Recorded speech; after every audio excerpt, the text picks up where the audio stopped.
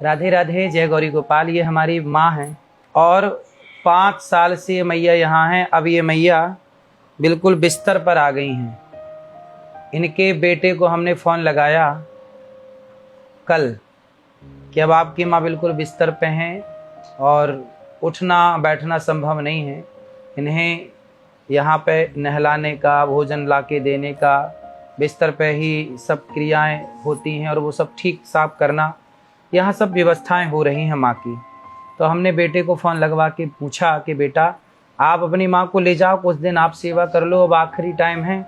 तो बेटे ने कहा कि अब फ़ोन लगाया है, आगे फ़ोन मत लगाना, माँ मर भी जाए तो फ़ोन मत लगाना, ऐसे बेटे ने कहा।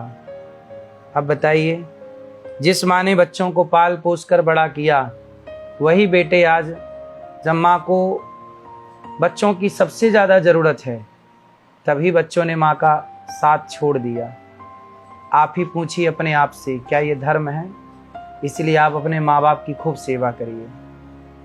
और यहाँ तो इन माँओं की सेवा हो ही रही है। 4 साल से सेवा यहाँ हो रही है मैया की, 5 वर्ष से। आगे भी मैया की सारी सेवा यहाँ होंगी। कोई कष्ट मैया, आपको कोई तकलीफ है? कोई कष्ट नहीं। हम लोगों ने तो केवल बच्चों को सूचना दी कि आपकी माँ, अभी तक ये मैया अपने से नहाती थी, अपने से चलती थी, अब ये अति वृद्ध हो गई हैं तो चलना फिरना बंद हो गया है। आप बिस्तर पे ही पड़ी हैं, इनको समय से नहलाना धुलाना, कपड़े पहनाना, बर्तन धुलना, इनको सब तरह की सेवा यहाँ हो रही है, समय पे दवाई। लेकिन बेटा से कहा कि दर्शन तो करने आ जाओ, माँ का बिस्तर पे पड़ गई हैं। तो बेटे ने कहा कि फ़ोन भी मत लगाना, आगे से मत करिए, मत लगाना महाराज।